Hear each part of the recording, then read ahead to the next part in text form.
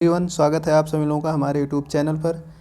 दोस्तों, इस वीडियो में हम विजन IAS-PT 2023 के मॉक टेस्ट को सॉल्व करेंगे और ये हमारा टेस्ट नंबर 1 है, जिसमें हम लोग जो है क्वेश्चन नंबर 26 से लेकर क्वेश्चन नंबर 50 तक सॉल्व करेंगे। और शुरू करने से पहले दोस्तों एक रिक्वेस्ट है, अगर आपने हमारे चैनल को सब्सक्राइब नहीं किया है तो आप उसे ज़रूर सब्सक्राइब कर लें ताकि आपको नए वीडियोज मिलते रहें। दोस्तों, अब एग्ज़ाम में बहुत ज़्यादा दिन बचे हुए नहीं हैं। 28 मई को एग्ज़ाम बचा है, तो 8 महीना ही लगभग आपके पास शेष है। ठीक है, तो अभी से आप लोग क्वेश्चन सॉल्व करना शुरू कर दीजिए। अगर क्वेश्चन नहीं सॉल्व करेंगे तो लास्ट में जब वही 1-2 महीना बचता है तो सब इधर से उधर भागना शुरू करते हैं, कभी इस कोचिंग का कभी उस कोचिंग का, तो उसमें फिर समय बचता नहीं, फिर ऐसे केवल रफली हो पाता है। तो अभी से अगर अच्छे से क्वेश्चन सॉल्व करेंगे तो ठीक ठाक प्रैक्टिस हो जाएगी। बहुत लड़कों को तो मैं जानता हूँ, वो लास्ट में क्या करते हैं कि जाते हैं 3-4 कोचिंग की जो है टेस्ट सीरीज खरीद लाते हैं। अब सोचिए, मान लीजिए आपके पास 1.5 से 2 महीने बचे हैं, अब 4 कोचिंग का या 3 कोचिंग का खरीद के ला के रख लिए। हर कोचिंग वाले लगभग 30 से 35 टेस्ट पेपर सॉल्व करवाते हैं, तो लगभग 120-130 टेस्ट पेपर हो गए। 1.5 महीने में वो संभव नहीं हो पाता है, क्योंकि आपको उस समय रिवीजन भी करना होता है और प्रैक्टिस सेट भी लगानी होती है। तो इसलिए अभी से थोड़ा थोड़ा जो है प्रैक्टिस करते रहिए, प्रीवियस ईयर क्वेश्चन सॉल्व करते रहिए, ताकि लास्ट में आपके ऊपर बर्डन ना पड़े। ठीक है, और अपना जो है मेन जो बुक है उसको भी रिवाइज करते रहिए। तो चलिए आज शुरू करते हैं। हमारा पहला क्वेश्चन है दोस्तों, निर्वाचन आयोग के संदर्भ में निम्नलिखित कथनों पर विचार कीजिए। तो पहला स्टेटमेंट दे रखा है इसमें। अच्छा, देखते हैं इसमें पूछना, ये ज़रूर देखेंगे पूछ क्या रहा, सही है या सही नहीं है। तो पूछ रहा है इसमें सही है, सही है। पहला स्टेटमेंट है, अनुच्छेद 324 के तहत सेवा की शर्तें व पदावधि को निर्धारित किया गया है। अनुच्छेद 324 के तहत सेवा की शर्तें व पदावधि को निर्धारित किया गया है, यह स्टेटमेंट हमारा गलत स्टेटमेंट है। अनुच्छेद 324 के तहत दोस्तों इसमें भारत के निर्वाचन आयोग को लोकसभा और राज्य विधानसभाओं के चुनावों का निर्देशन, नियंत्रण, इन सब का अधिकार प्राप्त है। निर्वाचन आयुक्त व प्रादेशिक आयुक्तों की सेवा की शर्तें व पदावधि जो है वो राष्ट्रपति के द्वारा निर्धारित होती हैं, ना कि अनुच्छेद 324 के तहत। तो ये स्टेटमेंट हमारा गलत हो गया। दूसरा स्टेटमेंट है, निर्वाचन आयोग में चर्चा किए जाने वाले मामलों पर मुख्य निर्वाचन आयुक्त वीटो पावर का प्रयोग कर सकता है। ऐसा बिल्कुल नहीं है, कहाँ वीटो पावर लगाता है। निर्वाचन आयोग में जो भी चर्चा होती है, मुख्य निर्वाचन आयोग या जो है 2 या 2 से अधिक निर्वाचन आयुक्तों के बीच में अगर जो कोई विवाद उत्पन्न होता है तो वहाँ बहुमत से जो है निर्णय लिया जाता है, तो वीटो पावर नहीं लगाया जाता। तो यह भी स्टेटमेंट गलत हो गया है। तीसरा दिया है, CEC राष्ट्रपति के प्रसाद पर्यंत पद धारण नहीं करते। यह स्टेटमेंट हमारा सही स्टेटमेंट है, क्योंकि यहाँ पे जो है जो मुख्य निर्वाचन आयुक्त होते हैं वो राष्ट्रपति के प्रसाद पर्यंत पद धारण नहीं करते हैं। इनको उसी प्रकार से हटाया जा सकता है जिस प्रकार से जो है उच्चतम न्यायालय के न्यायाधीशों को हटाया जाता है। तो इसलिए इसमें जो केवल सही आंसर हो जाएगा वो हमारा है ऑप्शन नंबर बी, यानी केवल 3। ठीक है, नेक्स्ट क्वेश्चन। नेक्स्ट है हमारा दिया है इसमें, निम्नलिखित कथनों पर विचार कीजिए। पहला दिया है राष्ट्रपति शासन, दूसरा दिया है राष्ट्रीय आपातकाल, तीसरा दिया है सैनिक शासन। पूछ क्या रहा है इसमें, उपयुक्त में से किन किन विशेष परिस्थितियों का भारतीय नागरिकों के मौलिक अधिकारों पर प्रभाव पड़ता है। ठीक है, तो देखिए, राष्ट्रपति शासन जब लागू होता है तो मौलिक अधिकार पर कोई प्रभाव नहीं पड़ता। आप ये तो मतलब एकदम देख सकते हैं कि राष्ट्रपति शासन आए दिन लागू होता रहा, कभी इस स्टेट में कभी उस स्टेट में, मतलब जो है अक्सर न्यूज़ में आता रहता है। तो क्या किसी के मौलिक अधिकार पर उसका कोई प्रभाव पड़ता है? बिल्कुल नहीं। ये तो कॉमन सेंस भी आप लगा सकते हैं, नहीं भी पढ़ें तब भी। तो इसलिए जो है पहला स्टेटमेंट हमारा ये जो है गलत हो जाएगा, क्योंकि इससे मौलिक अधिकार पर कोई प्रभाव नहीं पड़ता है। तो राष्ट्रपति शासन हमारा गलत हो गया। दूसरा दिया है राष्ट्रीय आपातकाल, जी हाँ इसमें पड़ता है। और सैनिक शासन यानी जो है मार्शल लॉ जब लागू होता है तो उस समय भी जो है मौलिक अधिकार प्रभावित होता है। तो दोनों ये पहला स्टेटमेंट गलत है, दूसरा तीसरा सही है। तो केवल 2 और 3 यानी ऑप्शन सी हमारा सही आंसर हो जाएगा।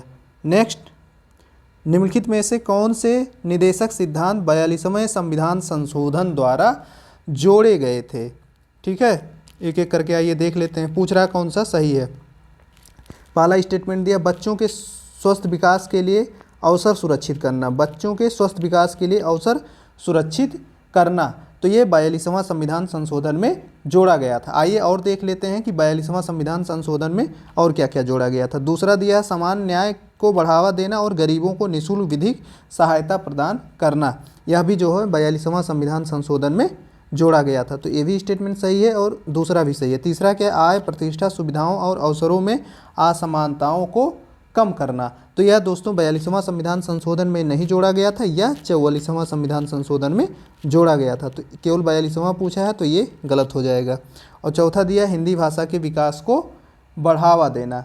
तो हिंदी भाषा के विकास को बढ़ावा देना भी जो है 42वां संविधान संशोधन में नहीं जोड़ा गया था। तो यहाँ पे केवल जो सही स्टेटमेंट हो जाएगा 1 और 2, यानी ऑप्शन नंबर ये, यानी ऑप्शन ए इसका सही 1 और 2। ठीक है।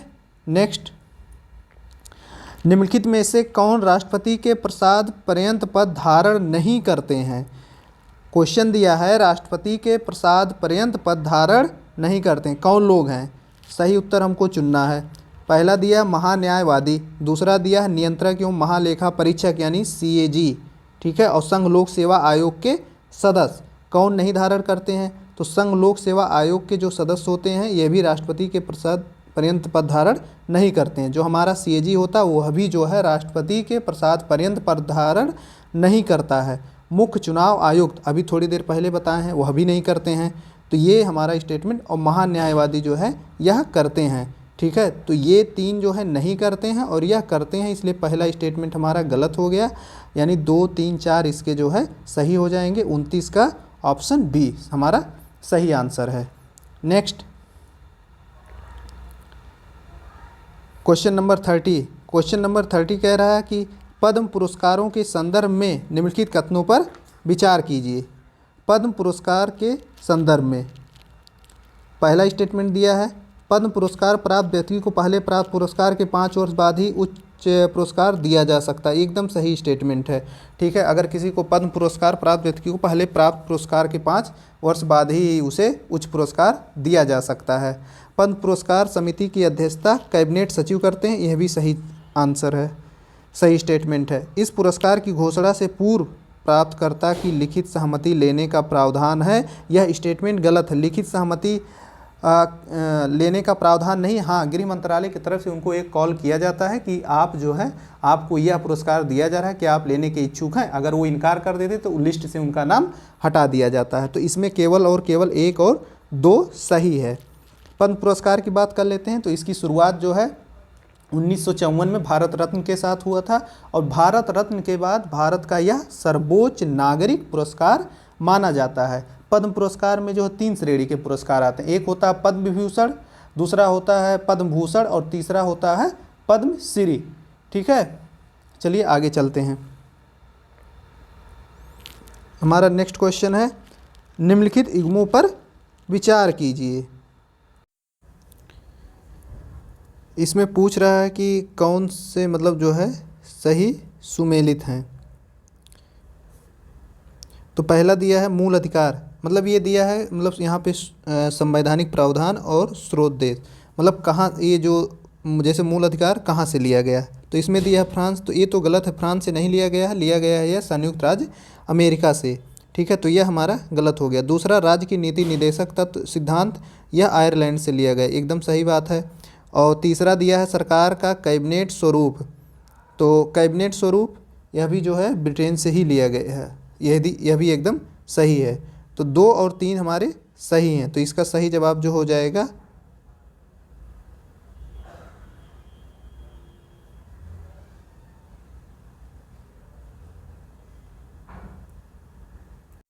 ऐड वाले भी ना परेशान करते रहते हैं।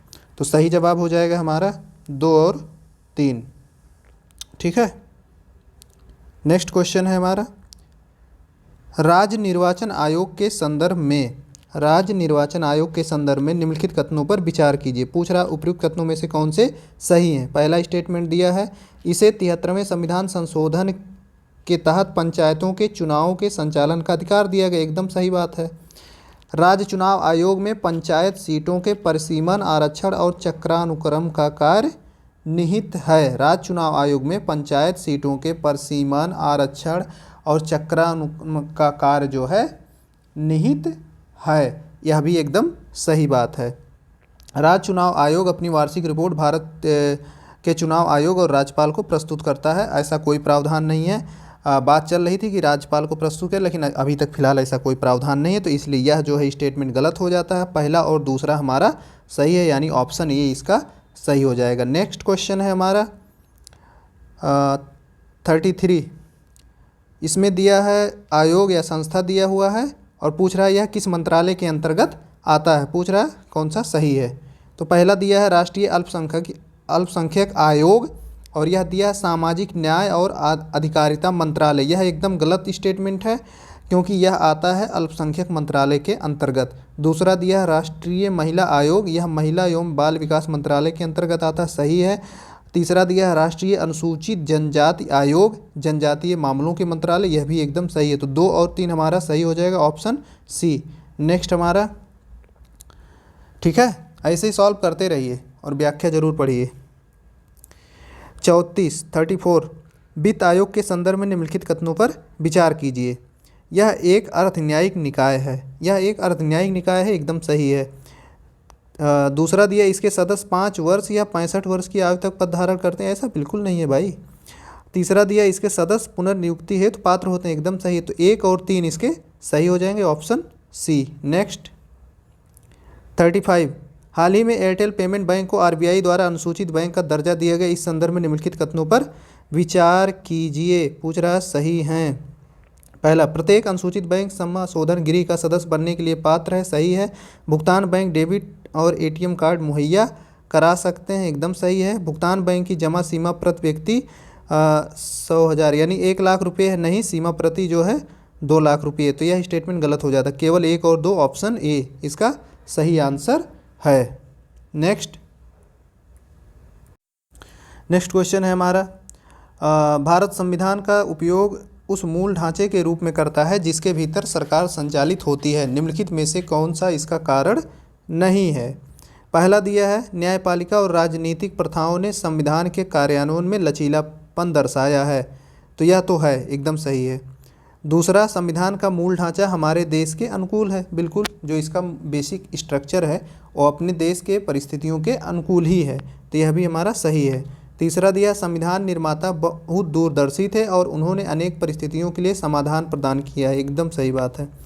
और डी दिया भारत का संविधान एक पवित्र दस्तावेज है, बिल्कुल है, और यह इसे परिवर्तित नहीं किया जा इसे परिवर्तित किया जा सकता है, तभी तो इसमें संशोधन होता है आर्टिकल 368 के तहत, इसलिए यह स्टेटमेंट हमारा गलत हो जाता है और यही सही आंसर है, ऑप्शन डी। नेक्स्ट, निम्नलिखित में से कौन अपने संबंधित पद पर न रह जाने के पश्चात केंद्र या राज्य के अधीन किसी और पद का पात्र नहीं होता है। भारत का नियंत्रक महालेखा परीक्षक, भारत का महान्यायवादी, संघ लोक सेवा आयोग के सदस्य। तो भारत का नियंत्रक महालेखा जो परीक्षक होता है, पद समाप्त होने के बाद जो है यह भारत सरकार या राज्य के किसी भी पद का पात्र नहीं होता है, यह सही स्टेटमेंट है। भारत का महान्यायवादी यह होता है पात्र, इसलिए यह गलत है। संघ लोक सेवा आयोग के सदस्य यह भी होते हैं, लेकिन यह केवल और केवल संघ लोक सेवा में या राज्य लोक सेवा आयोग में ही हो सकते हैं, किसी और विभाग में नहीं जा सकते हैं, तो यह भी गलत है। मतलब केवल एक यानी ऑप्शन बी। देखिए संघ लोक सेवा आयोग होते हैं लेकिन केवल उसी विभाग में, लेकिन यहाँ पूछा है किसी में भी, तो इसलिए यह तो गलत हो जाएगा। केवल और केवल पहला स्टेटमेंट हमारा सही स्टेटमेंट है। नेक्स्ट, निम्नलिखित कार्यों में से कौन सा या राष्ट्रीय अनुसूचित जनजाति आयोग द्वारा किया जाता है? कौन कौन सा कार्य जो है राष्ट्रीय अनुसूचित जनजाति के द्वारा किया जाता है? वन क्षेत्रों में रहने वाली अनुसूचित जनजातियों को लघु वनोपज के संबंध में स्वामित्व अधिकार प्रदान करने के लिए किए जाने वाले उपायों का सुझाव देना। ठीक है, दूसरा देखते हैं। दूसरा है अनुसूचित जनजातियों को उनके अधिकारों और रक्षोपायों से वंचित करने के संबंध में भी निर्दिष्ट शिकायतों की जांच करना। तीसरा है पंचायत अनुसूचित क्षेत्रों में विस्तार अधिनियम 1996 के प्रावधानों का पूर्ण कार्यान्वयन सुनिश्चित करने के लिए किए जाने वाले उपायों का सुझाव देना। तो ये तीनों स्टेटमेंट सही स्टेटमेंट हैं और इसका ऑप्शन डी सही है। नेक्स्ट क्वेश्चन है हमारा 39। निम्नलिखित में से कौन सा भारत के संविधान में शोषण के विरुद्ध अधिकार के रूप में उल्लिखित है? तो शोषण का विरुद्ध अधिकार जो है वो संविधान के मूल अधिकार में अनुच्छेद 23 और 24 में दिया गया है। ठीक है, गिरफ्तारी और निरोध से संरक्षण या आर्टिकल 22 में दिया गया है। तो 23 और 24 में नहीं दिया है, तो ये तो गलत हो गया है। कारखानों में बालकों के नियोजन का, ये सही है। मानव के दुर्व्यापार और बलात्श्रम का प्रतिषेध, एकदम सही। 2 और 3 इसके सही जवाब हो जाएंगे, ऑप्शन सी। नेक्स्ट, भारत स्वतंत्रता अधिनियम 1947 के संदर्भ में निम्नलिखित कथनों में से कौन सा सही है? 1947 के संदर्भ में कौन सा सही? इसमें प्रावधान किया गया कि भारत स्वयं भारत स्वतंत्रता अधिनियम 1947 सहित अंग्रेजों द्वारा भारत के संबंध में बनाए गए किसी भी कानून को बदल सकता है। एकदम सही है, किसी भी कानून को बदल सकता है, परिवर्तित कर सकता है भारत स्वतंत्रता अधिनियम 1947 के तहत। सेकेंड स्टेटमेंट जो दिया है, इसके द्वारा भारत में गवर्नर जनरल के पद को समाप्त कर दिया गया। गवर्नर जनरल के पद को समाप्त नहीं किया गया, वायसराय के पद को समाप्त किया गया और इसमें गवर्नर जनरल पद को जो है जोड़ा गया। ठीक है, तो यह स्टेटमेंट गलत हो जाएगा। तीसरा, हालांकि इसने भारत को स्वतंत्र घोषित कर दिया, लेकिन इसे भारतीय रियासतों पर ब्रिटिश सर्वोच्चता की समाप्ति की घोषणा नहीं की। यह भी स्टेटमेंट हमारा गलत स्टेटमेंट है। घोषणा की थी, सर्वोच्चता की समाप्ति की घोषणा नहीं की थी घोषणा। तो यह भी स्टेटमेंट गलत हो गया और केवल इसका सही आंसर हो जाएगा 1, यानी ऑप्शन ये। नेक्स्ट, यदि कोई विदेशी राज्य क्षेत्र भारत का भाग बन जाता है तो यह निर्दिष्ट करने की शक्ति कि उस विदेशी राज्य क्षेत्र के लोग भारत के नागरिक होंगे किस में निहित है? पहला ऑप्शन राष्ट्रीय मानवाधिकार, बिल्कुल नहीं। दूसरा, उच्चतम न्यायालय में, बिल्कुल नहीं। केंद्र सरकार में, संसद में, दोनों में हो संसद तो कानून बनाता, यानी ये होता है केंद्र सरकार में। केवल केंद्र सरकार में ही यह शक्ति निहित है। नेक्स्ट, 42, क्वेश्चन नंबर 42, अनुच्छेद 17 यानी अस्पृश्यता का उन्मूलन के संदर्भ में निम्नलिखित कथनों में से कौन सा सही है? पहला दिया, यह अस्पृश्यता और किसी भी रूप में उसके आचरण का उन्मूलन करता है। एकदम सही बात है, किसी भी रूप में उसके आचरण का उन्मूलन करता, सही है। दूसरा दिया, अनुच्छेद 17 में अस्पृश्यता को परिभाषित किया। कहाँ परिभाषित किया है? बिल्कुल नहीं परिभाषित किया। यह अधिकार केवल राज्य के विरुद्ध उपलब्ध है, नहीं, राज्य और व्यक्ति दोनों के विरुद्ध उपलब्ध है। यह भी गलत हो गया। इसे सिविल अधिकार संरक्षण अधिनियम 1955 के द्वारा लागू किया गया, एकदम सही है। तो 1 और 4 इसका सही आंसर ऑप्शन बी। नेक्स्ट, प्रायः सुर्खियों में रहने वाला डार्क जीनोम संदर्भित करता है डीएनए के उन भागों को जिनके बारे में हमें न्यूनतम जानकारी है और जिनके जैविक कार्यों के बारे में अधिक जानकारी नहीं है। कठोर वातावरण जैसे समुद्र के नीचे उपजाऊ की स्थितियों में रहने वाले सूक्ष्म जीवों को, बिल्कुल नहीं। डीएनए के उन अनुक्रमों को जिन्हें आनुवांशिक अभियांत्रिकी के द्वारा बदला गया, बिल्कुल नहीं। जानवरों के संरक्षित शवों में पाए गए अप्रभावित डीएनए को, बिल्कुल नहीं। सही ऑप्शन ये। नेक्स्ट, राज्य लोक सेवा आयोग के संदर्भ में निम्नलिखित कथनों पर विचार किए। आयोग के आधे सदस्य SC ST और OBC वर्गों के व्यक्ति के होने चाहिए, बिल्कुल नहीं, बहुत फालतू की बात है, ऐसा बिल्कुल नहीं होता है। और राज्य लोक सेवा आयोग के सदस्यों को संबंधित राज्य के राज्यपाल के द्वारा हटाया जा सकता है। नियुक्ति राज्यपाल के द्वारा होती है, लेकिन हटाया जाता है राष्ट्रपति के द्वारा। तो यह भी स्टेटमेंट गलत है, सही है ऑप्शन ना 1 ना 2। निम्नलिखित में से कौन से आयोग समिति ने भाषा को राज्यों के पुनर्गठन के मानदंड के रूप में स्वीकार किया था? तो धर आयोग समिति, JVP समिति, फजल अली आयोग समिति। तो जो धर आयोग समिति है, JVP समिति है, जो है राज्यों के पुनर्गठन के मानदंड के रूप में भाषा को नहीं चुना था। ये फजल अली आयोग ने इसे स्वीकार किया था। तो केवल और केवल 3 इसका सही आंसर हो जाएगा, ऑप्शन सी। 46, निम्नलिखित कथनों पर विचार कीजिए। राष्ट्रीय मानवाधिकार आयोग NHRC और राज्य मानवाधिकार आयोग के अध्यक्षों की नियुक्ति भारत के राष्ट्रपति के द्वारा की जाती है। तो राष्ट्रीय मानवाधिकार आयोग और राज्य, तो देखिए इसकी जो नियुक्ति भारत के, तो राष्ट्रीय मानवाधिकार आयोग और राज्य मानवाधिकार अध्यक्षों की नियुक्ति भारत के राष्ट्रपति द्वारा नहीं। जो राष्ट्रीय मानवाधिकार आयोग है उसके अध्यक्ष की नियुक्ति राष्ट्रपति के द्वारा और राज्य मानवाधिकार आयोग जो है उसके अध्यक्ष की नियुक्ति राज्यपाल के द्वारा की जाती। तो यह स्टेटमेंट गलत हो गया। दूसरा है, राष्ट्रीय मानवाधिकार आयोग और राज्य मानवाधिकार आयोग के अध्यक्षों को केवल भारत का राष्ट्रपति ही पद से हटा सकता है। तो यह बात एकदम सही है, केवल राष्ट्रपति ही हटा सकता है। यह स्टेटमेंट हमारा सही स्टेटमेंट है, इसलिए इसका सही हो जाएगा ऑप्शन केवल बी।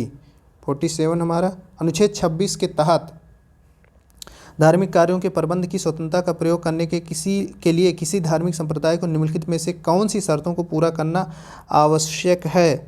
पहला दिया है विश्वासों की प्रणाली वाले व्यक्तियों का एक समूह होना। विश्वासों की प्रणाली वाले व्यक्तियों का एक समूह होना, एकदम सही बात है। दूसरा दिया सामान्य संगठन वाला एक समूह होना, यह भी सही है। तीसरा समूह का एक विशिष्ट नाम होना, यह भी सही है। समूह का अपना धार्मिक पाठ होना, बिल्कुल नहीं, गलत है।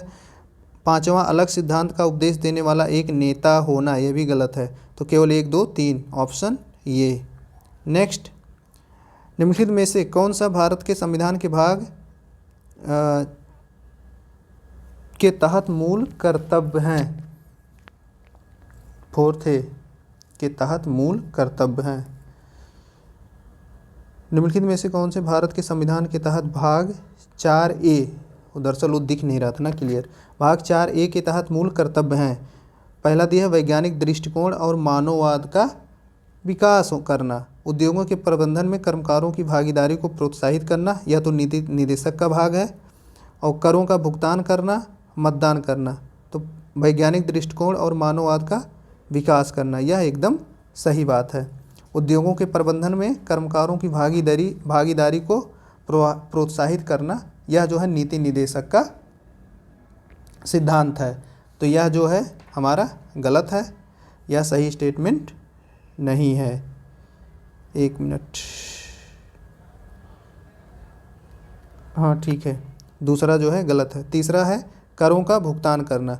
करों का भुगतान करना जो है इसमें मूल कर्तव्य में नहीं शामिल किया गया है। मतदान करना, ये तो इसे भी नहीं शामिल करना, मतदान करना मूल कर्तव्य से परे है। तो यह भी गलत, तीसरा भी गलत, दूसरा भी गलत, केवल 1 ऑप्शन ये।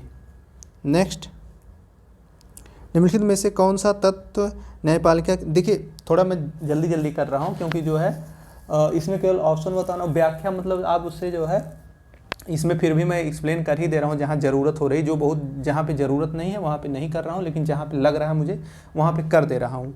और व्याख्या बहुत अच्छे से अगर पढ़नी तो उसके लिए आप बुक जो है पढ़ते रहिए। ये तो बस ये है कि हाँ 1-2 तथ्य आपको बीच बीच में याद होते रहेंगे, थोड़ा प्रैक्टिस के लिए है, ठीक है। नेक्स्ट क्वेश्चन है हमारा, निम्नलिखित में से कौन सा तत्व न्यायपालिका के विभिन्न निर्णयों द्वारा प्रतिपादित संविधान की मूल संरचना का एक भाग है? संविधान का पंथ निरपेक्ष चरित्र, विधायिका और कार्यपालिका के बीच शक्तियों का पृथक्करण, समाजवादी राज्य और तर्कसंगतता का सिद्धांत।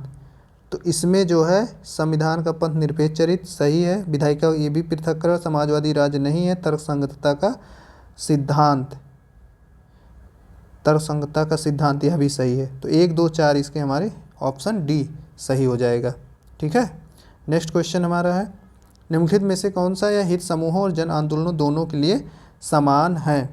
दोनों चुनावी प्रतिस्पर्धा में प्रत्यक्ष रूप से भाग लिए बिना राजनीति को प्रभावित करने का प्रयास करते हैं, एकदम सही है। दोनों का एक ढीला संगठन होता है जहां निर्णय अनौपचारिक और लचीला होता है। दोनों बड़े पैमाने पर स्वतः स्फूर्त जन भागीदारी पर निर्भर होते हैं।